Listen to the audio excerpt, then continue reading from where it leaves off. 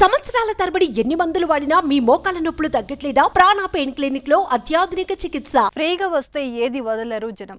అలాంటిది ఆయిల్ ఎందుకు వదిలిపెడతారు?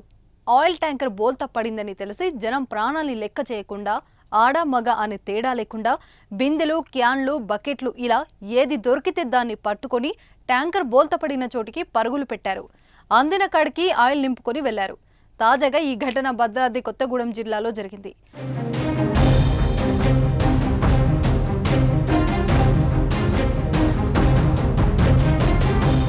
దమ్మపేట మండలం గట్టుగూడెం సమీపంలో ప్రధాన రహదారిపై ఆయిల్ ట్యాంకర్ బోల్తా పడింది. ఇదే అదునుగా భావించిన కొంతమంది చెలరేగిపోయారు. ట్యాంకర్ నుంచి లీక్ అవుతున్న ఆయిల్ను బిందెలు, బాటిళ్లలో నింపుకునేందుకు ఎగబడ్డారు.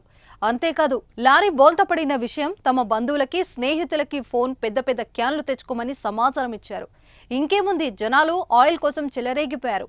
ఓవైపు ట్యాంకర్ డ్రైవర్ వద్దురా సామి అని లబోదిబోమన్నా అవేవి పట్టించుకోలేదు. గాయాలతో డ్రైవర్ అక్కడే ఉన్నా కానీ అతనికి సహాయం చేయకపోగా జనం ఆయిల్ కోసం పాకులాడారు. సాటి మనిషికి సహాయం చేయాలని మరిచి మనిషి ప్రాణాల కన్నా ఆయిలే ఎక్కువైనట్లయింది. ఈ క్రమంలో అక్కడ కొద్దిసేపు తోపులాట జరగడంతో రహదారికి ఇరువైపులా భారీగా వాహనాలు నిలిచిపోయాయి.